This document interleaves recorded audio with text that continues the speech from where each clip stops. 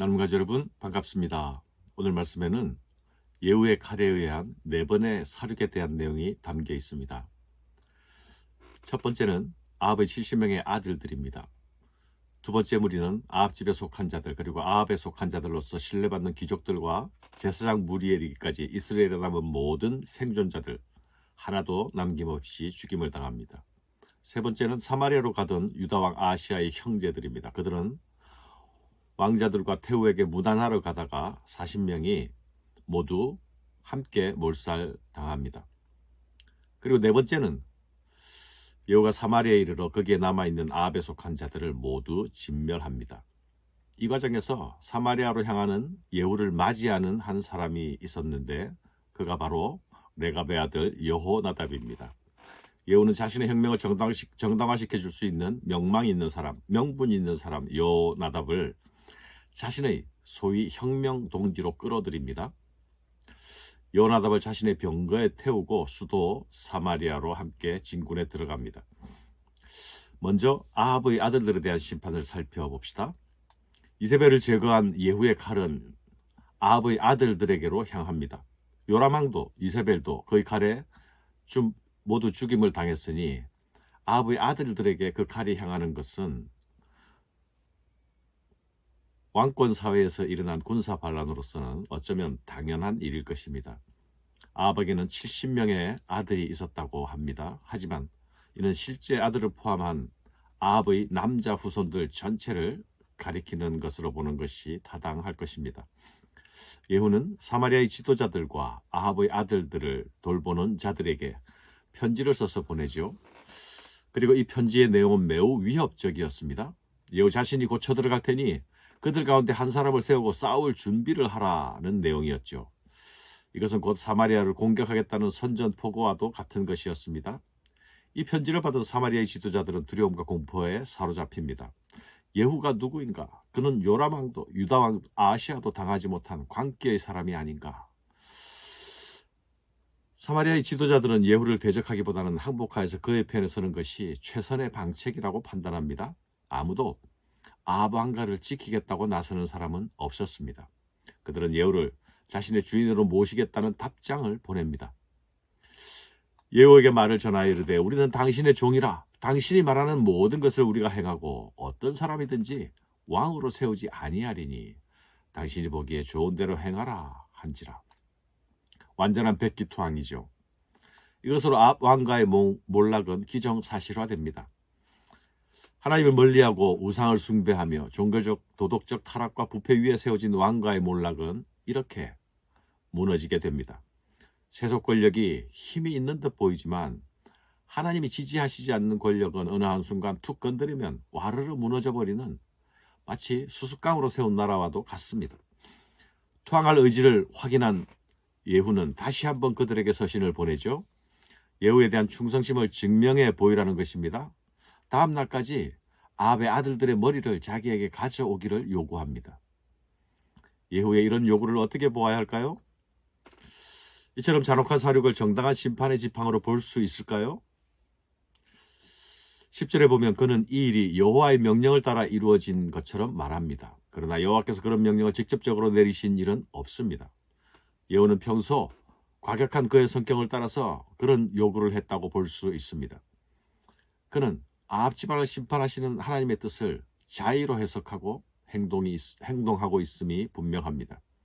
하지만 이런 예후를 하나님께서 아합 집안에 대한 심판의 도구로 사용하셨음도 부인할 수 없는 사실입니다.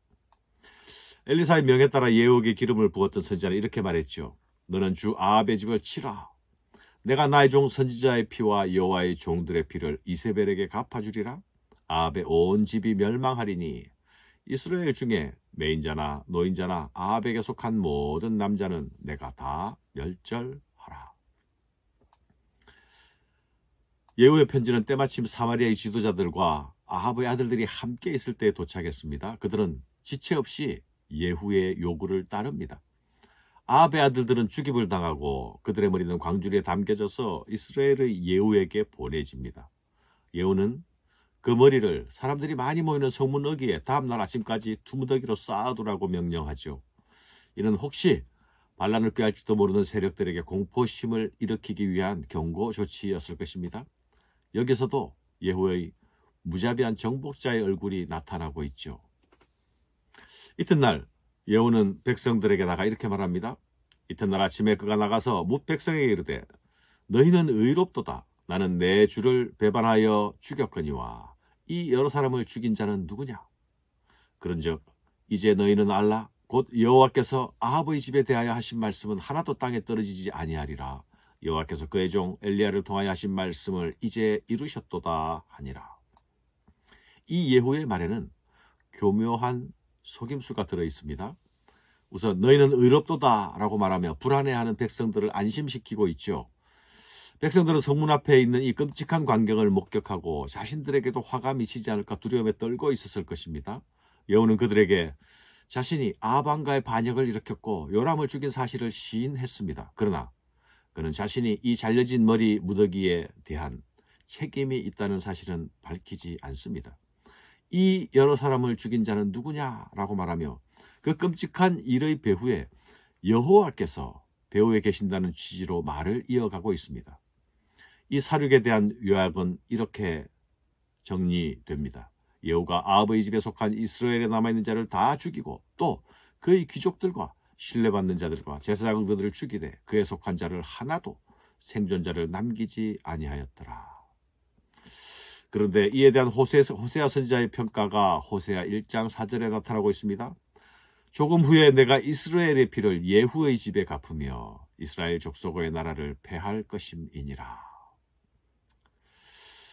사랑하는 여러분, 그의 피의 숙청은 미친 듯이 이루어졌습니다. 그럼에도 불구하고 이 과도하고 끔찍해 보이는 이 사륙은 아합 집안에 대한 하나님의 심판으로 이해되어야 할 것입니다. 예후는 사마리아로 가는 길에 일단의 무리들을 만나게 되는데 그들이 하필 유다왕 아하시아의 형제들이었습니다. 그들이 이스라엘의 왕자들과 태후를 문안하기 위해 가고 있는 중이라는 사실을 확인하자 그들 무리 40명도 한 곳에서 모두 사륙을 당합니다. 이 또한 과도한 사륙임에 틀림없습니다. 그는 여호와를 향해 가진 열심은 예후가 여호와를 향해 가졌던 그 열심은 하나님의 뜻을 넘어선 열심인 듯 보입니다. 그 열심 속에는 자신의 정치적인 욕망과 야망, 이기심도 함께 있었을 것입니다. 사마리아로 가는 길에 그를 반기러 나오는 사람이 있었으니 그가 바로 레갑의 아들 여호나답입니다. 예후는 여호나답과 의기투합합니다. 여호나답은 부패한 아합 왕가를 처단하는 예후의 봉기를 정당화시켜준 인물입니다.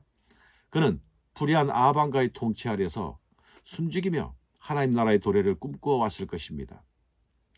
이런 경건한 여호나답은 예후에게도 필요했습니다. 자신의 모반에 정당성을 부여해 줄 수 있는 경건한 사람, 명망 있는 사람이 필요하기 때문이었죠. 여호나답은 예후의 병거에 함께 타고 사마리아로 함께 들어갑니다. 나와 함께 가서 여호와를 위한 나의 열심을 보라 하고 이에 자기 병거에 태우고 사마리아에 이르러 거기에 남아있는 바 아합에게 속한 자들을 죽여 진멸하였으니 여호와께서 엘리야에게 이르신 말씀과 같이 되었더라. 예후의 혁명에 참여했던 여호나답은 그 혁명의 중심에서 피의 숙청의 중심에서 무엇을 보았을까요? 그는 진정 예후가 말한 대로 예후가 가진 여호와를 향한 열심을 보았을까요?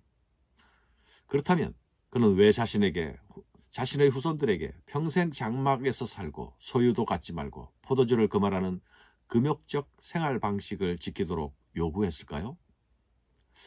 여호와를 향한 열심 속에 도사리고 있는 욕망이 가지고 있는 파괴적 모습을 본 것 때문이 아니겠습니까?